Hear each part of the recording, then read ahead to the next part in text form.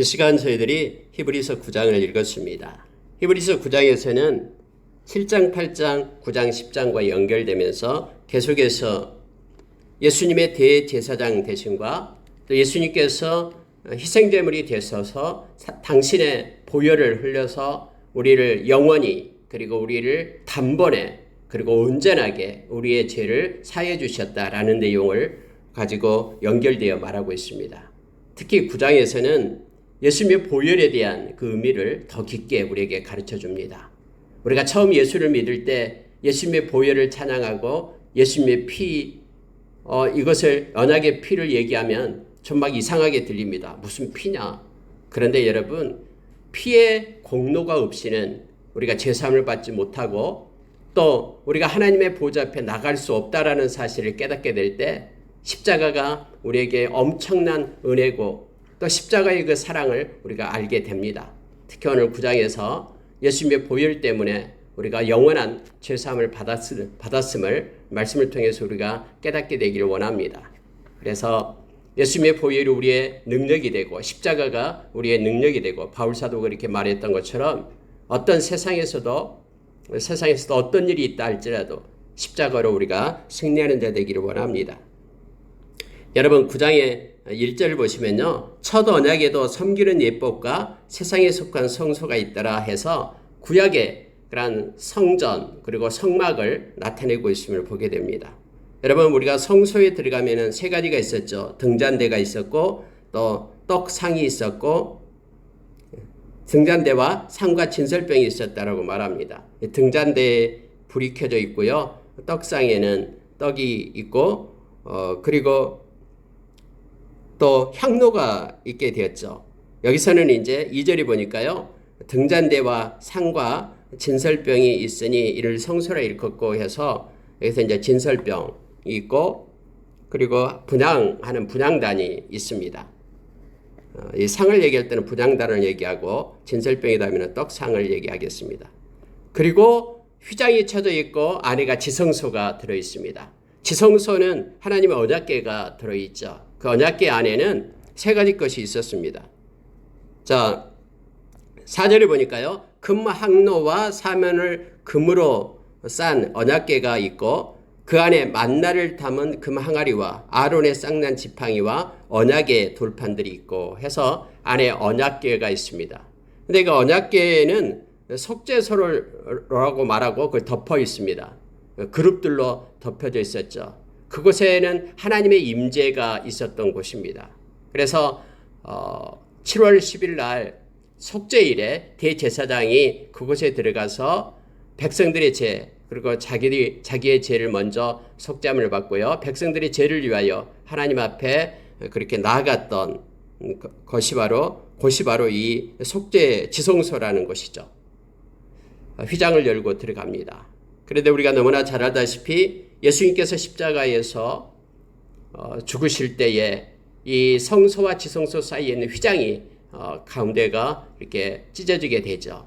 그러니까 성경은 그렇게 말합니다. 예수님께서 십자가에서 하나님께로 향한 그런 살 길을 내었다라고 말합니다. 우리가 이제부터는 예수님의 보혈을 힘입고는 아무 때나 지성소로 들어가 하나님을 만나 뵙고 하나님의 보좌에 나갈 수 있다라고 성경은 우리에게 가르쳐주고 있습니다. 근데 이 모든 것들이 하나의 모형이다라고 그렇게 말하고 있습니다.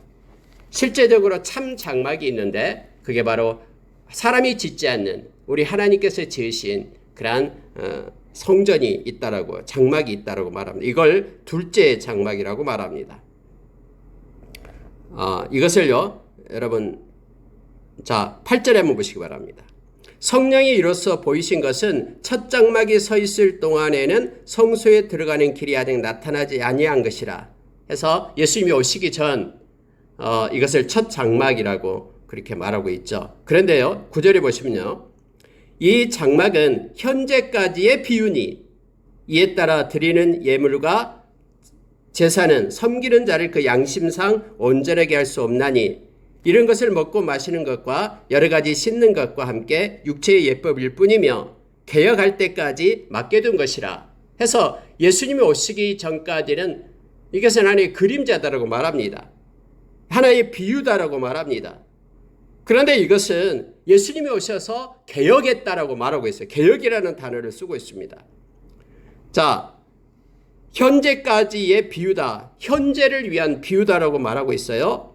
그리고 그 구약의 이 장막에서, 그러니까 구약의 성전에서 예물과 제사, 이것들은 양심을 온전하게 할 수 없다라고 말합니다.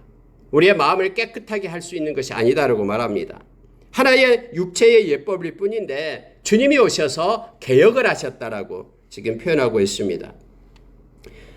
예수님께서는 장래 좋은 일의 대제사장으로 오사 손으로 짓지 아니한 것, 곧 이 창조에 속하지 아니한 더 크고 온전한 장막으로 말미암아 염소와 송아지의 피로 하지 아니하고 오직 자기의 피로 영원한 속죄를 이루사 단번에 성소에 들어가셨느니라 해서 예수님께서 십자가의 죽으심을 바로 이처럼 하나님 앞에 제사를 지내는 것으로 표현하고 있는 거예요.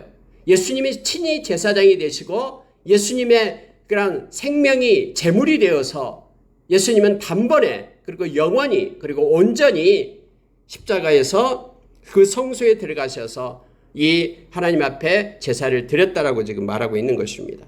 염소의 피가 아니고 송아지의 피가 아니고 자기의 피를 가지고 영원한 속죄를 단번에 이루었다라고 9장 12절에서 우리에게 말씀해 주고 있죠.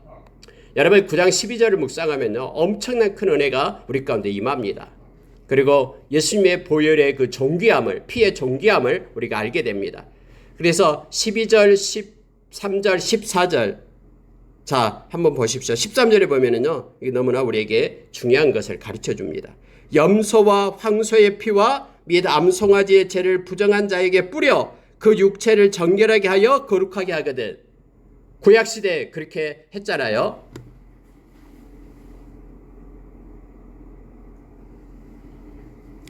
마이크가 이렇게 자주 다운돼서요. 구약시대에 그렇게 했습니다.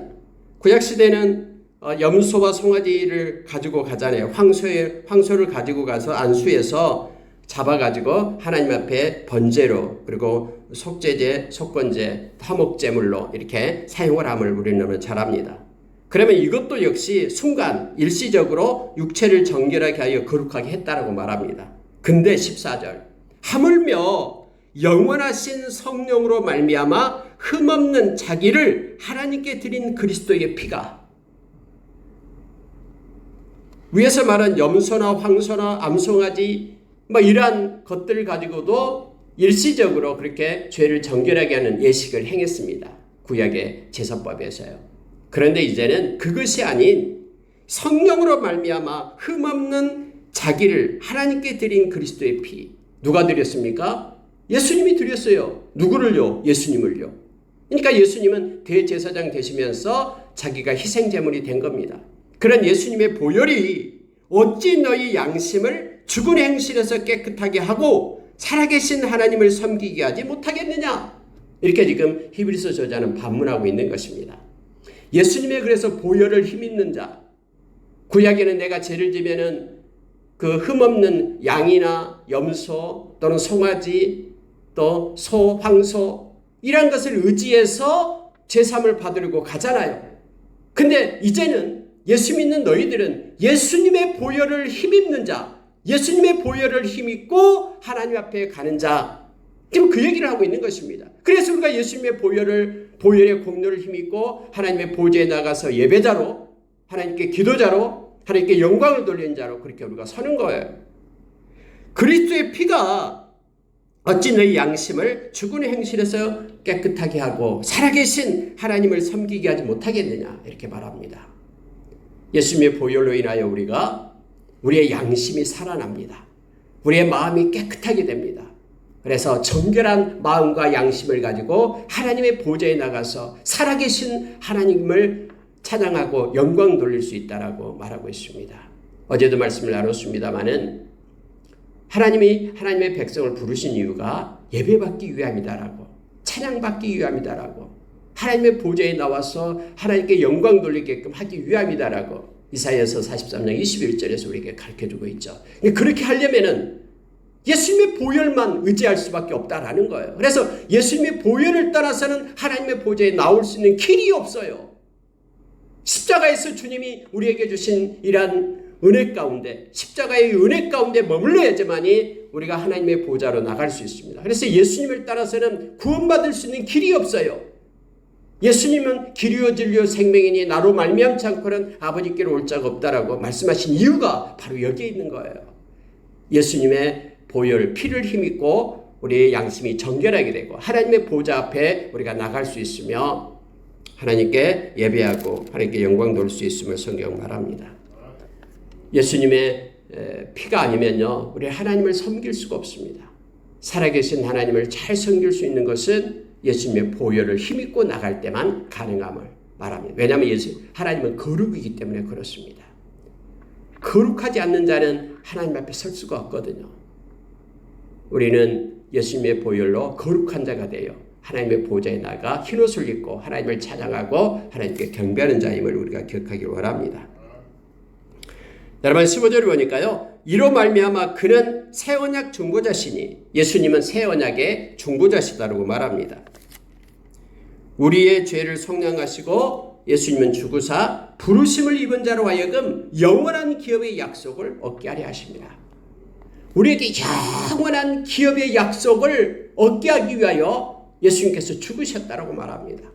그래서 예수님의 이 보혈을 힘입고 하나님의 자녀가 되어서 우리는 하나님께서 금거둔 영원한 하나님의 나라를 상속받을 하나님의 백성이 되었다라고 지금 성경은 말해주고 있습니다. 여러분 우리가 유언을 합니다. 근데 유언은 살아있는 사람이 유언을 살아있을 때는 유언이 유효하지 않습니다. 우리가 유언을 할 때는 그 사람이 죽으면은 이제 그 유언대로 모든 것이 집행이 되는 것이죠.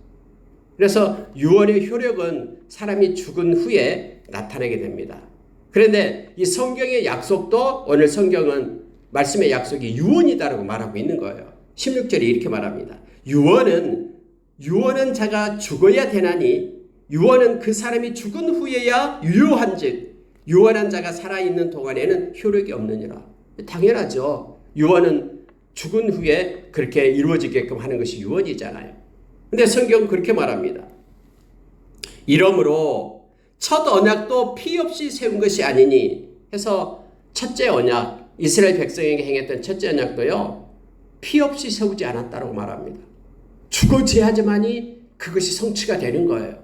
그러니까 염소가 죽고 양이 죽고 송아지가 대신 죽어야지만이 저들이 죄사함을 받는 것이 성취되었다고 말하잖아요. 그래서 짐승의 피가 필요했어요. 구약에는요. 근데 역시 마찬가지로 이제는 예수 그리스도가 십자가에서 피를 흘리며 죽어야지만이 그 죽음으로 인하여 예수님께서 약속하셨던 모든 말씀들이 성취된다고 말합니다. 예수님의 피가 없이는 어떤 것도 성취가 없는 거예요. 22절 보시기 바랍니다. 율법에 따라 거의 모든 물건이 피로써 정결하게 되나니 피 흘림이 없은즉 사함도 없느니라. 예수님의 보혈이 없으면요, 우리는 죄에서 사함을 받을 수 있는 길이 없습니다. 예수님이 십자가에 죽었기 때문에 저와 여러분 대신을 위하여 주님이 피를 흘려서 죽었기 때문에 저와 여러분이 사함을 받은 것입니다. 계속해서 히브리서 저자는요, 이 십자가의 죽음에 대해서 우리에게 가르쳐주고 있는 거예요. 예수님의 그 피의 존귀함에 대해서 우리에게 말해주고 있습니다. 자, 23절 보십시오. 그러므로 하늘에 있는 것들의 모형은 이런 것들로서 정결하게 할 필요가 있었으나 여러분 이 땅에서는 모형이잖아요. 예수님이 오시기 전에는 다 그림자라고 얘기했습니다. 실체가 예수님이에요. 그러니까 실체가 오시면은 모형들, 그림자들은 없어지는 것이죠. 자, 지금까지 있었던 성막이나 성전의 이 모든 것들은 모형이다라고 말합니다. 그런데 이 모형은 정결하게 할 필요가 있었어요. 계속해서 그래서 일시적이기 때문에 계속해서 짐승들이 죽어가는 거예요. 정결하게 하기 위해서. 그러나 하늘에 있는 그것들은, 하늘에 있는 진짜는 이런 것들보다 더 좋은 제물로 할지니라. 그리스도께서는 참것의 그림자인 손으로 만든 성소에 들어가지 아니하시고 바로 그 하늘에 들어가사 이제 우리를 위하여 하나님 앞에 나타나시고 라고 말합니다. 하늘에 있는 진짜 성전은 우리 주님의 제물이 되어서 주님 때문에 우리가 그곳에 들어가게 되었다라고 말합니다. 하나님 앞에 우리를 위하여 하나님 앞에 예수님께서 대제사장 되시며 또한 희생의 제물이 되어서 진짜 성전에 들어가셨다고 말합니다. 그래서 오늘날 예수 믿는 저와 여러분은요, 진짜 성전에 있는 거예요. 구약의 그런 모형의 성전에 있는 것이 아니라 예수님이 머리가 되시는 교회라는 그런 진짜 하나님을 섬기는 곳에 있는 것입니다. 이것은 눈에 보이는 것이 아니고 하나님께서 부르신 각자가 하나님의 성전이 된다라고 우리에게 말합니다. 그리고 우리 주님이 오실 때에 이제 온전한 성전에서 영원한 하나님의 나라에서 하나님께 영광 돌리는 그런 삶을 살아가게 됩니다. 그래서 하나님의 나라는요, 성전이에요.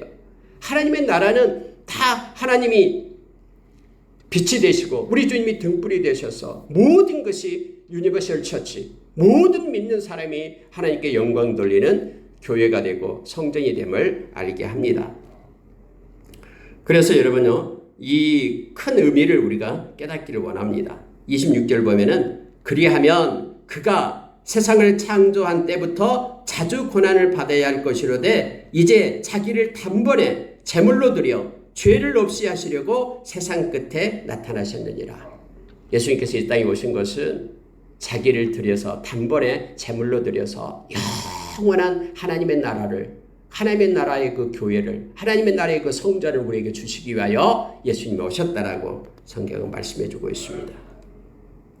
세상을 창조할 때부터 예수님이 만약에 오셨더라면 자주 고난을 받아야 할 것인데, 그런데 마지막 때에 주님이 오셔서 이제는 단번에 영원히 온전하게 우리를 위하여 죄를 사해 주셨다라고 성경에 가르쳐주고 있습니다. 그러면서 우리에게 이 말씀을 합니다. 우리가 자주 말씀을 읽고 묵상하는 것이죠. 27절입니다. 한 번 죽는 것은 사람에게 정해진 것이요 그 후에는 심판이 있으리니. 사람은 한 번 죽습니다. 예수님도 그렇게 십자가에서 죽으셨듯이요, 모든 사람은, 이 땅에 온 사람은 육체적인 죽음이 있어요. 근데 예수 안에서 육체적인 죽음을 갖는 자는 영원히 삽니다. 우리가 여러분 예수님께서 요한복음 11장 25절에서 그렇게 말씀했죠. 나를 믿는 자는 죽어도 살겠고 무릇 살아서 나를 믿는 자는 영원히 죽지 아니하리라. 나는 부활이요 생명이다 라고 말씀합니다. 나는 부활이요 생명이니 나를 믿는 자는 죽지 않는다라고 말합니다. 여러분, 우리가 육체적인 이 죽음, 주 안에서 한 번 죽으면 우리는 두 번째 죽음이 없습니다.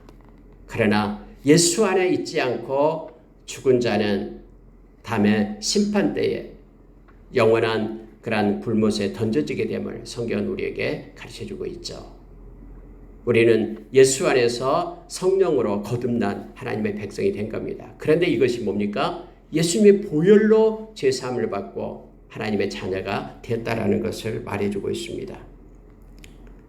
그가 세상을 이제 자기를 단번에 제물로 드려 죄를 없이 하시려고 세상 끝에 나타나셨느니라. 그렇기 때문에 한 번 죽는 것은 사람에게 정해진 것이지만 후에는 심판이 있다라고 말하면서 이와 같이 하면서 28절이 연결됩니다. 보십시오. 그리스도도 많은 사람의 죄를 담당하시려고 단번에 들이신 바 되셨고, 사람이 죽는 것처럼 예수님도 인간의 육신을 입고 왔기 때문에 십자가에서 죽으셨다라고 말합니다. 그런데 이것이요, 구원에 이르게 하기 위하여 죄와 상관없이 자기를 바라는 자들에게 두 번째 나타나시리라. 이제는 주님께서 두 번째 나타나신다라고 말합니다. 두 번째 나타난다라는 것은 주님의 강림을 말합니다. 우리 주님은 반드시 오십니다. 이것은 이제는 죄와 상관없이, 그래서 자기를 바라는 자들에게, 주님을 바라고 믿는 자들을 위해서 영원한 하나님의 나라에 우리가 함께 온전하게 그렇게 세워지기 위해서 주님은 오신다라고 말합니다. 주님께서 떠나실 때 제자들에게 그렇게 약속했습니다. 내가 가는 것은 너희를 위한 처소를 예비하러 간다라고 말합니다. 그래서 내가 와서 나 있는 곳에 너희도 있게 하리라 하면서 영원한 하나님의 나라를 우리에게 주님이 오실 때 다시 주십니다. 세상은 많은 사람이 조롱합니다. 예수님의 강림이 어디 있느냐라고. 베드로후서 3장에서 우리에게 가르쳐주고 있죠. 그러나 하나님은 말씀했기 때문에 말씀대로 성취하십니다. 우리가 이 땅에서 우리가 살아있는 동안에 주님이 오시면은 우리는 영원한 하나님의 나라에 함께 있게 됩니다. 그러나 우리가 이 세상에 살아있을 동안에 주님이 오시지 않더라도 우리의 개인적인 종말을 맞게 되더라도 우리는 죽음의 끝자락에서 우리 주님을 만나게 됩니다. 그리고 주님이 약속하신 영원한 하나님의 나라, 그리고 영원한 성전, 영원한 교회 속에서 우리는 속해서 하나님과 더불어 영원히 살아가는 자가 됨을 성경은 가르쳐주고 있습니다. 말씀을 마치겠습니다. 왜 하나님은 죄의 대가로 피를 요구하셨는가? 이렇게 우리는 때로는 생각을 합니다. 왜 다른 방법이 아닌 왜 피를 가지고 이렇게 예수님을 꼭 십자가에 죽으시게 해가지고 우리의 죄가 사함을 받게 하셨는가에 대해서 우리가 가끔씩은 생각해 봅니다. 여러분, 죄는 하나님의 거룩함을 거스리는, 하나님의 그러니까 거룩함을 거스리는 돌이킬 수 없는 침해 행위가 바로 죄입니다. 하나님은 거룩한데 이 거룩함을 침해하는 행위가 바로 죄가 되는 것이죠. 그래서 죄에 대한 유일한 해결책은 뭐냐면은 죽음의 형벌뿐이었습니다. 그래서 죄의 값은 사망이다라고 이건 정해놓은 거예요. 그래서 하나님의 거룩함을 침해하는 그러한 죄는 이렇게 죽음으로써 죽음의 형벌을 받게 되어 있습니다. 그런데 생명을 상징하는 것은 바로 피입니다. 생명을 상징하는 피가 뿌려졌을 때 그것은 생명을 포기한 죽음으로 간주되었습니다. 피를 뿌렸다라는 것은 내가 생명을 포기한 죽음이다라는 뜻입니다. 이게 죽지 않고 피를 흘릴 수가 없는 것이죠. 그러니까 피다라는 것은 죽음을 나타낸다라는 것을 말합니다. 생명을 나타내는 죽음, 이걸 얘기합니다. 그래서 여러분, 구약시대에는 짐승의 피를 가지고 하나님의 공의의 기준을 만족시킨 것입니다. 왜냐하면 죄의 싹은 죽어야 되는데 이것이 하나님의 공의예요. 죄가 있으면 반드시 죄의 심판을 받아서, 공의로우신 하나님은 죄의 심판을 받아서 죽음에 이르러야 됩니다. 그런데 이 생명을 나타내는 피를 뿌려가지고 죽음을 대신하게끔 하는 것이 바로 하나님의 공의를 성취한 것이 된 거예요. 그래서 피의 제사를 드리게끔 한 것입니다. 하지만은 이와 같은 것들은 일시적이고 순간적이라는 것입니다. 그러나 신약시대에 와서는 예수님의 피가 십자가 위에서 흘려졌을 때 하나님의 공의는 영원히 충족되었습니다. 그래서 우리는 죽지 않고도 제사함을 받을 수 있게 된 것입니다. 뭔가가 대신 피를 흘리지 않고도 우리의 죄가 사함을 받을 수 있는 것은 뭐냐면 예수님의 피가, 예수님의 죽음이, 예수님의 생명이 십자가에서 뿌려졌기 때문에 그런 거예요. 그래서 우리가 예수님의 보혈을 찬양하며 보혈을 의지하는 것입니다. 이제 저와 여러분은 우리가 죽지 않아도 된 거예요. 왜요? 예수님이 대신 죽었기 때문에. 그래서 우리의 죄값이 하나님 앞에 예수님의 죽음으로 지불된 겁니다. 그 생명으로, 예수님의 생명의 피로 지불된 거예요. 그래서 우리가 예수님의 보혈을 찬양하고 보혈의 능력을 힘입는 것입니다. 보혈의 능력은 우리를 죽이지 않는 거예요. 우리를 살려내는 것입니다. 예수님이 대신 우리를 위하여 죽으셨기 때문에. 그래서 이 의미를 깊게 묵상하고 우리가 예수님의 보혈을 찬양하고 또 예수님의 보혈로